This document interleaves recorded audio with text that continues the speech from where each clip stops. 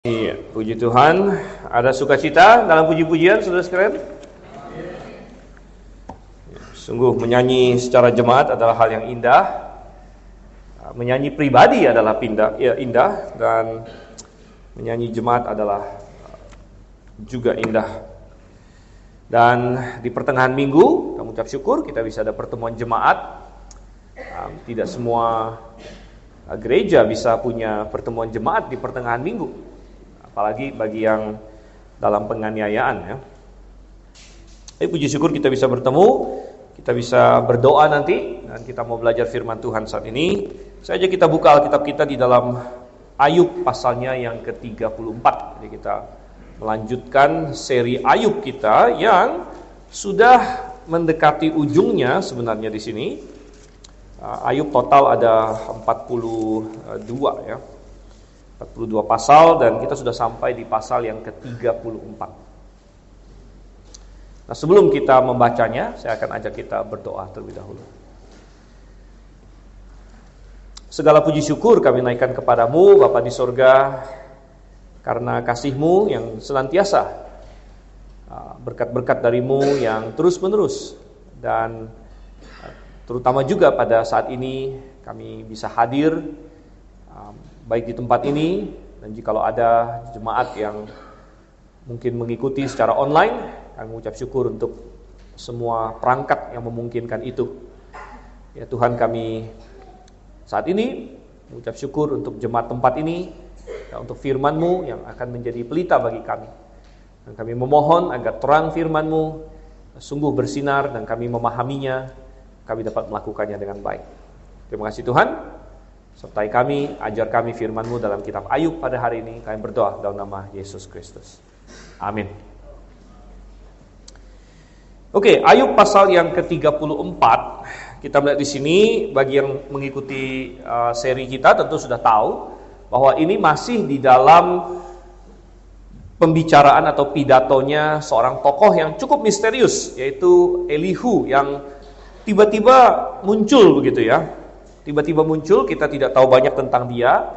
Tapi dia bukan orang yang sembarangan sepertinya, karena diperkenalkan nama bapaknya, dan kemudian kita melihat walaupun dia masih muda, lebih muda daripada Ayub dan teman-temannya, namun dia memiliki poin-poin yang cukup berhikmat. Dan rupanya di dalam 3 ronde perdebatan antara Ayub dengan 3 orang temannya ini, mereka mengucapkan hal-hal yang membuat Elihu ini kesal, gitu ya. Baik ketiga temannya Ayub dan termasuk Ayub sendiri juga. Sehingga Elihu merasa perlu untuk memberikan sanggahan. Dan sanggahannya ini terutama dia tujukan kepada Ayub tentunya. Dan di dalam penderitaan Ayub, ya, di dalam kesakitan dia. Nah, memang kita ada mengkritik Ayub. Ya, kita mengkritik Ayub dalam beberapa poin. Walaupun kita juga memuji Ayub, kita sudah lihat di awal bagaimana dia orang yang sangat saleh dan lain sebagainya. Tapi ada kritikan-kritikan yang bisa kita layangkan pada Ayub juga. Namun semua itu sambil kita mengingat bahwa Ayub sedang dalam suatu kesakitan yang luar biasa. Dia sedang dalam kedukaan yang luar biasa. Dan kritikan apapun yang kita ajukan kepada Ayub, itu kita lakukan dalam kenyamanan kita saat ini, gitu. Artinya belum tentu kalau kita di posisi Ayub kita lebih baik daripada dia sebenarnya. Tapi bagaimanapun juga, memang ada hal-hal yang dikritik mengenai Ayub dari sisinya Elihu di sini. Dan kita sudah melihat ada beberapa poin, ya, di pasal 33 misalnya yang sudah kita bahas yang lalu. Poinnya Elihu adalah bahwa Allah tidak diam. Kita sudah bahas itu. Allah tidak diam. Ya, karena salah satu komplain Ayub adalah bahwa kenapa Tuhan tidak menjawab saya? Ya, kenapa saya menderita saat ini? Ya, karena ketiga orang temannya kan menuduh, kamu ini menderita karena kamu berdosa. Dan Ayub berkata tidak. Nah, mungkin temannya akan tanya lagi, kalau bukan karena dosa, karena apa? Gitu kan? Ya, Ayub tidak bisa menjawab itu. Dan dia intinya dia memaksa, meminta Tuhan jawab saya, gitu kan? Dan ketika Tuhan tidak menjawab dia, minimal sampai, ya, menurut yang Ayub tidak dijawab begitu, mungkin dia berkata bahwa kenapa Tuhan diam saja. Dan di pasal 33 Elihu memberikan penjelasan bahwa Tuhan tidak diam. Tuhan tidak diam. Itu poin pertamanya Elihu sebenarnya. Nah, poin kedua Elihu ada di pasal 34. Dan poinnya adalah Tuhan tidak kurang adil. Tuhan tidak kurang adil. Jadi ini adalah komplain Ayub lainnya, bahwa kenapa sepertinya Tuhan tidak adil kepada saya. Dan Elihu menjawab di sini bahwa Tuhan tidak kurang adil. Dan terlalu panjang kalau kita akan baca semua dulu baru kita bahas poin-poinnya. Oleh karena itu saya akan sambil menyatakan poinnya sambil langsung kita baca begitu. Tetapi kita melihat bahwa pasal 34 di sini terdiri dari 37 ayat. Dan ini bisa kita bagi menjadi dua bagian besar. Ayat 1 sampai dengan ayat 15. Ini Elihu maksud saya. Elihu berbicara kepada sepertinya orang yang cukup ramai. Jadi barangkali karena perdebatan ini yang kita tidak tahu berapa lama, entah berapa jam atau entah bahkan berhari-hari, kita tidak tahu, sudah menarik perhatian mungkin menarik orang, ya. Minimal menarik perhatian Elihu. Bisa jadi ada orang-orang lain juga yang datang untuk mendengar mereka berdebat dan sebagainya. Jadi ayat 1 sampai 15 ini ditujukan kepada dia sebut di sini orang-orang berakal budi, orang-orang berhikmat. Ya, jadi mungkin ada penonton, ya, ada orang yang mendengarkan perdebatan mereka. Lalu mulai dari ayat 16 sampai ayat 37, kalau kita cek ya bahasanya ada sedikit perubahan dari kata ganti orang kedua plural, ya, yaitu kalian, menjadi kata ganti orang singular, yaitu engkau. Ya, sehingga kita bisa menyimpulkan dari ayat 16 sampai 37.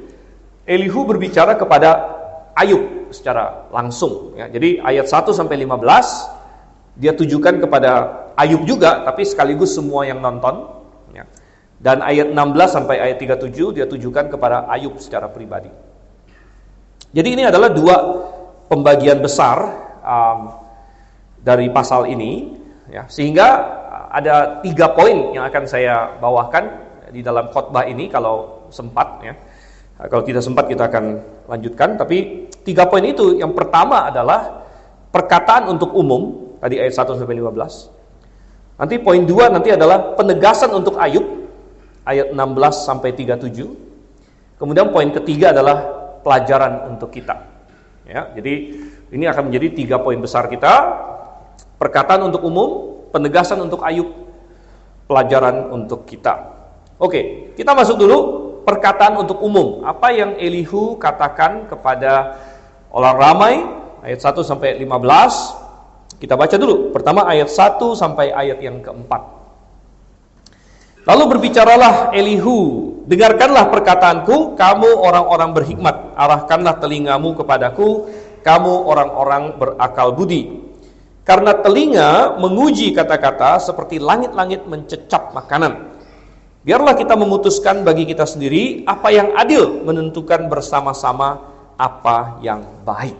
Oke, jadi ini adalah pembukaan. Sekali lagi, Elihu berbicara kepada orang ramai, bukan hanya Ayub saja. Dia sebut orang berhikmat, orang berakal budi. Sehingga poin pertama kita, perkataan untuk umum Elihu adalah bahwa orang yang berakal budi, orang yang berhikmat adalah orang yang menguji segala sesuatu. Orang yang berakal budi adalah orang yang menguji segala sesuatu. Dan ini bertentangan dengan orang yang bodoh. Orang yang bodoh. Nah, kalau kita melihat di kitab Amsal misalnya, kitab Amsal itu ada banyak kata yang dipakai untuk bodoh, saudara kasih Tuhan. Ada yang bodoh, bebal, macam-macam. Dan itu menarik kalau kita cek bahasa Ibraninya. Ya kalau Anda ingin cek, ikut kelas Ibrani nanti ya.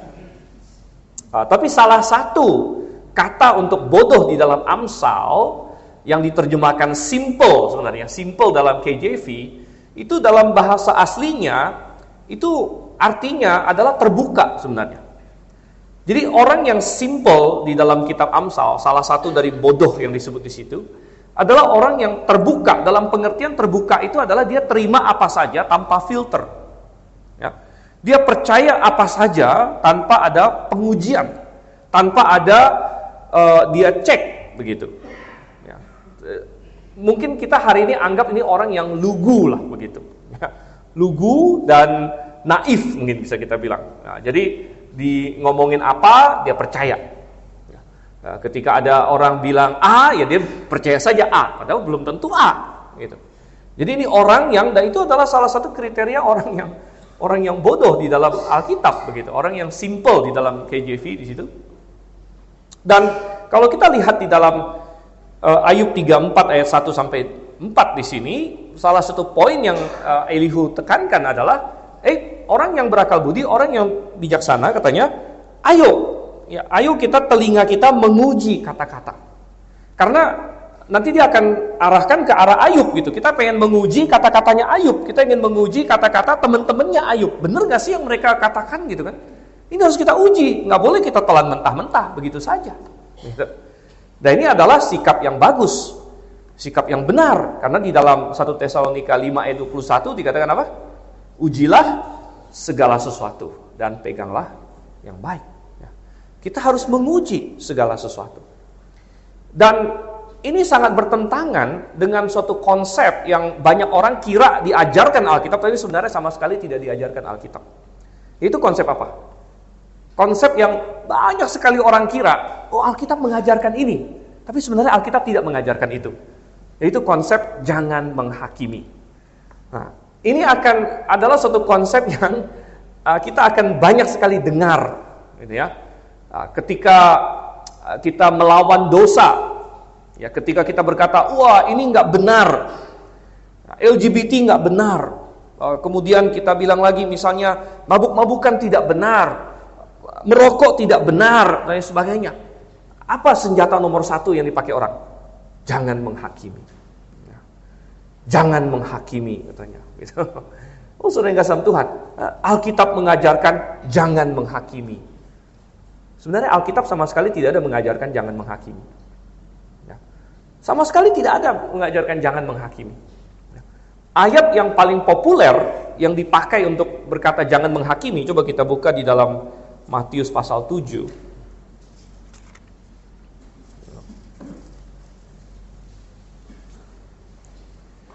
Ini ayat yang paling populer yang disalah mengerti oleh orang, disalah gunakan oleh orang tentang jangan menghakimi.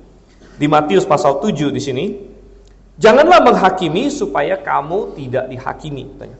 Itu benar kan? Jangan menghakimi katanya. Tapi baca dulu konteksnya apa?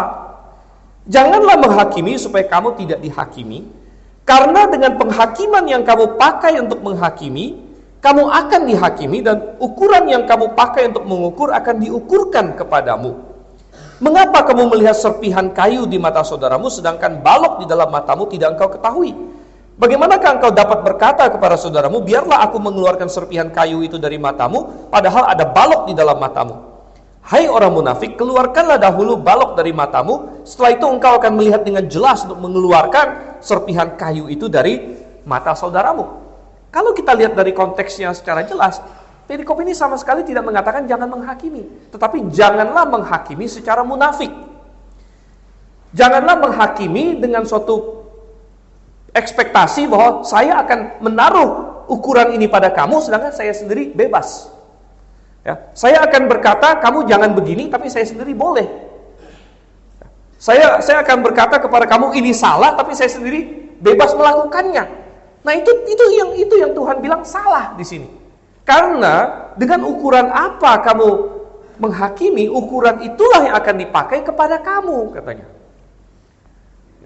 Sama sekali tidak dikatakan di sini bahwa kita tidak boleh mengeluarkan, karena kan ilustrasinya apa Tuhan bilang? Bagaimana kamu bisa mengeluarkan serpihan kayu dari mata saudaramu kalau di mata kamu sendiri ada balok? Jadi solusi Tuhan apa? Solusi Tuhan bukanlah ya udah nggak usah periksa mata orang gitu. Kalau saudara kamu meraba-raba lalu kesandung karena matanya agak-agak buta, biarin aja. Gitu. Bukan itu kata Tuhan. Kata Tuhan apa? Keluarkan dulu balok dari matamu, baru kemudian kau bisa membantu dia mengeluarkan serpihan dari mata dia. Gitu. Jadi saudara yang kasih Tuhan, kita balik lagi ke dalam Ayub. Ya, sebenarnya makanya saya bilang tadi, Alkitab sama sekali tidak ada mengajarkan jangan menghakimi. Bahkan ada ayat-ayat yang mengatakan hakimilah dengan adil dalam Yohanes dan lain sebagainya. Tapi kita kaitkan dengan apa yang dikatakan Elihu di sini. Ya. Dibilang ayat 2, karena telinga menguji kata-kata. Ya, telinga menguji kata-kata seperti langit-langit mencecap makanan. Sebenarnya kita tidak bisa melewati hidup ini tanpa membuat suatu penghakiman, tanpa membuat suatu penilaian. Kalau dikatakan jangan menghakimi, coba aja terapkan ke makanan. Kan ilustrasinya begini. Telinga menguji kata-kata seperti langit-langit mengecap makanan. Kalau bilang, jangan menghakimi ya, jangan menghakimi. Ya udah, kasih aja makanan basi gitu kan. Coba ini makan, ya. Jangan menghakimi. Kalau dimakan rasanya nggak enak. Ya. Sudah basi, sudah bau, ya, kita buang. Pasti kita hakimi makanan itu.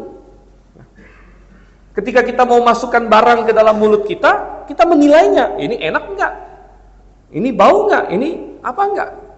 Kalau tidak enak ya kita akan buang. Dan seperti itu juga telinga menguji kata-kata. Jadi kita harus menghakimi apa yang kita dengar. Kita nilai ini benar nggak? Kalau yang kita makan itu justru nggak terlalu berbahaya karena Tuhan Yesus bilang apa? Tidak ada apapun yang masuk ke mulut yang dapat menajiskan orang. Karena apa yang kamu makan itu akan turun ke perut kemudian buang ke jamban. Tetapi justru yang kita dengar, yang kita serap ke dalam otak kita, yang kita taruh ke dalam pikiran kita, nah itu yang berbahaya. Nah, itu yang terlebih lagi harus kita cermati, harus kita hakimi sebenarnya. Ini benar atau tidak benar? Ini salah atau sesuai dengan firman Tuhan contohnya. Dan yang lucunya lagi, orang yang selalu bilang, kamu tidak boleh menghakimi. Pada saat itu dia sedang menghakimi juga. Gitu. Kenapa? Karena waktu dia bilang, kamu jangan menghakimi. Kok kamu tahu saya menghakimi? Berarti kamu menghakimi bahwa saya sedang menghakimi. Gitu kan? Nah, jadi orang yang berkata jangan menghakimi, pada saat itu juga dia sedang menghakimi sebenarnya. Jadi itu sesuatu yang tidak konsisten. Oleh karena itu, bukan masalah menghakimi atau tidak menghakimi. Tetapi masalahnya adalah apa yang kita pakai untuk menghakimi. Oke, nanti itu akan muncul lagi dalam poin selanjutnya. Oke, kita masuk di sini ya. Ayub 34 ya, ayat 1 sampai 15 perkataan untuk umum. Dan ayat 1 sampai 4 orang yang berakal budi menguji segala sesuatu. Sekarang kita masuk ke ayat 5 sampai ayat yang ke-8. Kita masuk kepada ayat 5 sampai dengan ayat yang ke-8 di sini ya. Ayat yang 5 sampai 9 maksud saya. Karena Ayub berkata, aku benar, tetapi Allah mengambil hakku. Meskipun aku mempunyai hak, aku dianggap berdusta. Sekalipun aku tidak melakukan pelanggaran, lukaku tidak dapat sembuh. Siapakah seperti Ayub yang mereguk hujatan seperti air, yang pergi bersekutu dengan orang-orang yang melakukan kejahatan dan bergaul dengan orang-orang fasik? Karena ia telah berkata, tidak berguna bagi manusia kalau ia berusaha diperkenan Allah. Oke, jadi poin yang kedua di sini adalah orang yang berakal budi menguji perkataan Ayub. Dalam konteks ini, perkataan Ayub. Jadi ini adalah poinnya si Elihu, ya, bahwa ayo kita menguji segala sesuatu, lalu kita terapkan, ayo kita uji perkataan Ayub. Ayo kita uji perkataan Ayub. Dan poin besarnya bagi kita adalah bahwa kita perlu menguji ya, perkataan bahkan orang-orang yang mungkin kita anggap terhormat, orang-orang yang kita anggap pintar, ya, orang-orang yang berpengaruh, ataupun sesuatu yang dianggap populer di dunia ini, atau yang banyak orang anggap sebagai sudah mereka anggap kebenaran, itu pun semuanya perlu kita uji. Ya. Karena Ayub ini sebelum dia jatuh, ini kan orang yang sangat berpengaruh. Ayub adalah seorang yang kaya raya sebelum dia jatuh. Ya. Dia orang yang dia sendiri mengaku pengaruh dia di masyarakat besar. Ya. Sebelum dia jatuh, katanya semua orang hormat sama dia. Kalau dia berbicara semuanya diam, ya. Kalau dia sudah selesai ngomong, biasanya nggak ada yang berani tambahin apa-apa lagi, lain sebagainya. Itu sudah diakui sendiri oleh Ayub gitu, waktu dia masih di dalam masa kejayaannya. Oleh karena itu, Ayub adalah seorang yang terhormat. Ayub, kata-kata Ayub mengandung banyak istilahnya ada bobotnya yang tinggi begitu. Ya, namun Elihu ingin menegaskan, bahkan untuk seorang Ayub pun yang hebat ya, minimal sebelum dia jatuh orang semua anggap dia hebat. Ya. Orang yang seperti ini pun harus kita uji kata-katanya. Dan juga begini, bukan hanya masalah hebat ya. Ayub ini orang yang saleh. Berarti kebanyakan kata-kata dia itu benar gitu.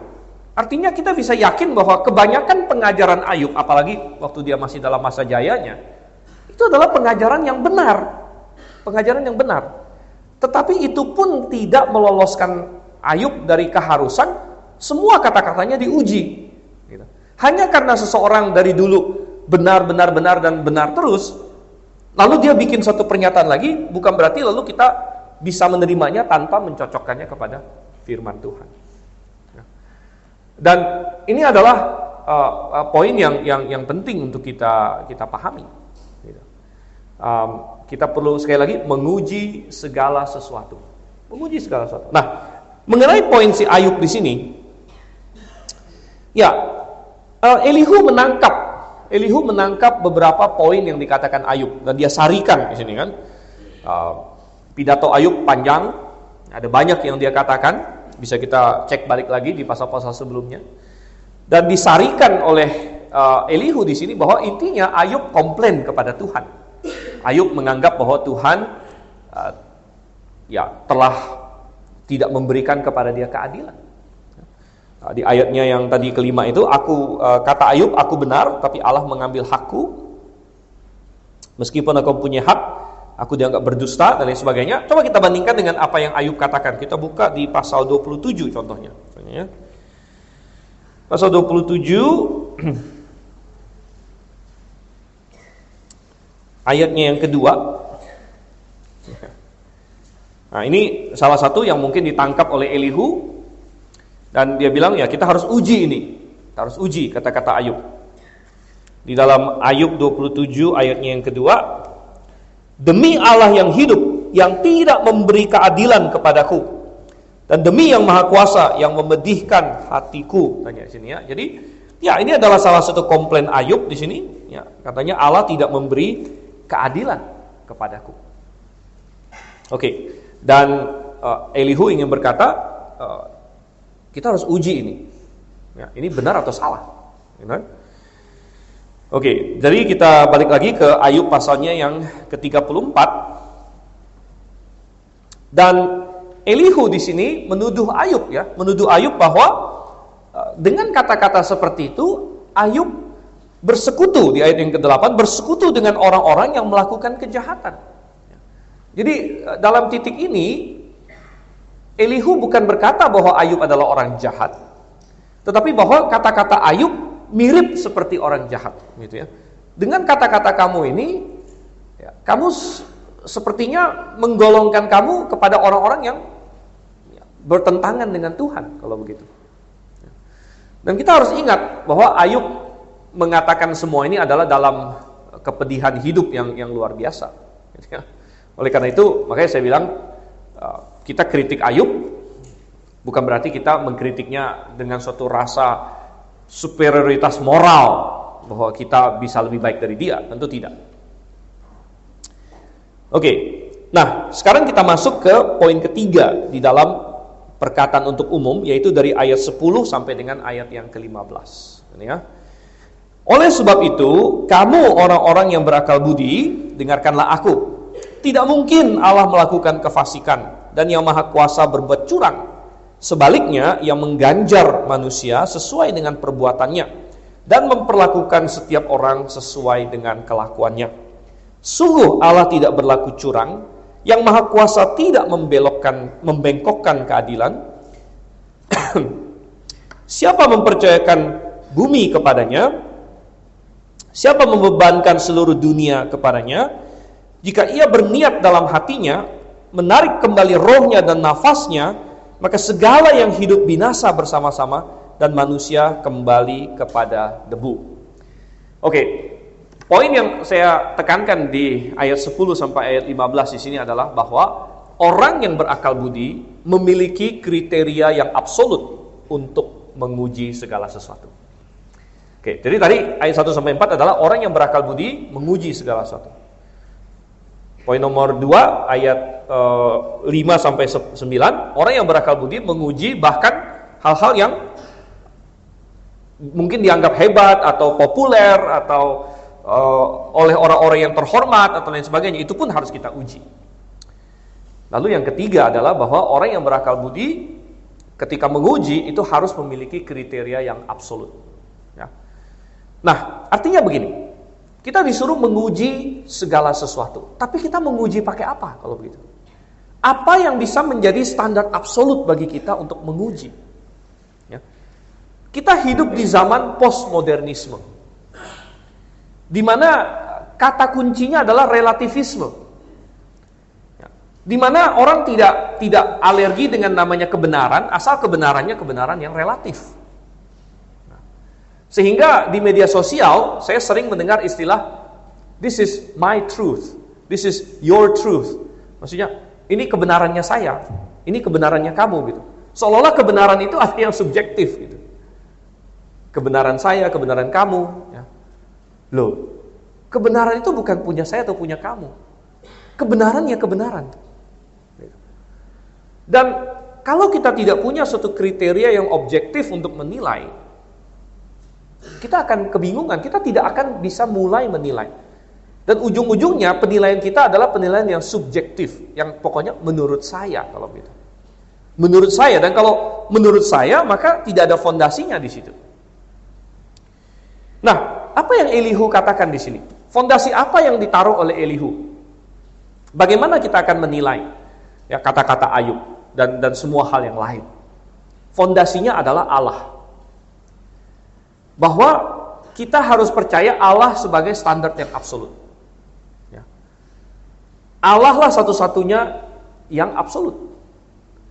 Dan dia berkata di sini, Allah berada di atas kita. Apapun yang mau kamu argumentasikan, Allah tidak mungkin berbuat curang. Itu harus dipegang dulu sebagai satu absolut. Kenapa demikian? Kenapa Allah kita katakan tidak mungkin berbuat curang? Karena dikatakan di sini, perhatikan ayat yang ke-13. Siapa mempercayakan bumi kepadanya? Siapa membebankan seluruh dunia kepadanya? Nah, tentu jawabannya adalah tidak ada. Allah lah pencipta dunia. Siapa yang membebankan dunia kepada Allah? Maksudnya begini, Tuhan itu bukanlah pribadi yang dipercayakan dunia oleh sesuatu yang di atas Tuhan, sehingga Tuhan harus bertanggung jawab kepada pribadi di atasnya. Kalau seperti itu, maka Tuhan bisa curang gitu. Karena begini, kalau Tuhan melanggar mandat yang diberikan oleh pribadi di atas Tuhan, ya berarti Tuhan curang atau Tuhan jadi nggak benar. Tapi tidak mungkin seperti itu. Bahkan Tuhan itulah standar kebenaran. Tidak ada di dalam dunia ini semacam standar kebenaran, lalu Tuhan itu cocok dengan standar ini. Nah, ini salah satu kesalahan yang banyak orang pikirkan. Di mana seolah-olah ada satu daftar kosmik gitu kan. Benar itu seperti ini, 1, 2, 3, 4 ini yang benar. Lalu Tuhan kebetulan cocok dengan semua itu. Bukan seperti itu. Tuhan tidak tunduk kepada apapun, hukum apapun. Tuhan itu benar dan baik dari sifatnya. Tuhan itu benar dan baik secara absolut. Tuhan bukan benar karena dia cocok dengan suatu daftar benar. Ya. Apapun Tuhan, itulah kebenaran. Apapun Tuhan, itulah kebaikan. Standar kebenaran kebaikan adalah Tuhan. Tuhan bukan tunduk kepada sesuatu di luar dirinya. Oleh karena itu, Tuhanlah satu-satunya kriteria absolut yang bisa kita pakai untuk menguji segala sesuatu. Apakah ini sesuai dengan Tuhan atau tidak? Dan dengan demikian, apa yang kita miliki hari ini? Kalau begitu, Tuhan adalah standar absolut, diterjemahkan ke dalam hidup sehari-hari kita, firman Tuhan adalah standar absolut. Karena firman Tuhan inilah yang memberitahu kita Tuhan seperti apa yang Tuhan inginkan, sifat Tuhan seperti apa. dan kriteria Tuhan seperti apa. Oleh karena itu, firman Tuhan adalah standar absolut. Kalau kita tidak memiliki standar absolut, kita akan kebingungan untuk menguji, apalagi segala sesuatu harus diuji. Kita akan pusing 7 keliling. Kita akan digoyahkan ke sana kemari dengan angin-angin, rupa-rupa angin pengajaran. Tapi puji syukur kita punya firman Tuhan yang bisa menjadi jangkar kita, sehingga kita bisa berkata, mungkin ada hal yang saya tidak bisa jelaskan, mungkin ada pertanyaan yang saya tidak bisa jawab, tapi satu hal yang saya tahu pasti, bahwa Tuhan itu benar. Hei Ayub, kata intinya Elihu ingin berkata, sekalipun saya tidak bisa jelaskan kepada kamu, dan Elihu memang tidak tahu, karena Elihu tidak ada di pasal 1 pasal 2 waktu Tuhan bicara sama iblis. Jadi Elihu pun tidak tahu kenapa Ayub menderita sebenarnya. Tetapi Elihu bilang, saya tidak perlu tahu itu. Saya tidak bisa jawab, Ayub, kalau kamu tanya sama saya kenapa kamu menderita. Tapi satu hal saya tahu pasti, Allah tidak salah. Allah tidak mungkin curang. Gitu. Nah, ini adalah standar absolut yang saya pegang. Saya mungkin tidak bisa jelaskan segala sesuatu, tapi saya tahu Alkitab benar. Saya tahu bahwa Tuhan itu benar. Nah, ini adalah kriteria yang bisa saya pakai. Maka kita selesai untuk poin pertama, perkataan untuk umum. Nah, kita masuk kepada poin kedua kita, ayat 16-37, penegasan untuk Ayub, yang akan kita bahas di pertemuan berikutnya. Mari kita bersatu di dalam doa. Terima kasih Tuhan untuk kasih setiamu pada kami. Tuhan, kami belajar dari firman-Mu begitu banyak hal. Kau kiranya tuntun kami supaya kami memahaminya semakin baik dan semakin baik lagi. Pimpin kami untuk melalui apa yang dialami Ayub, dialami teman-temannya, melalui kata-kata Elihu, dan nanti juga Engkau sendiri berfirman dalam kitab Ayub. Kami belajar tentang Engkau. Kami berdoa Tuhan dalam nama Yesus Kristus. Amin.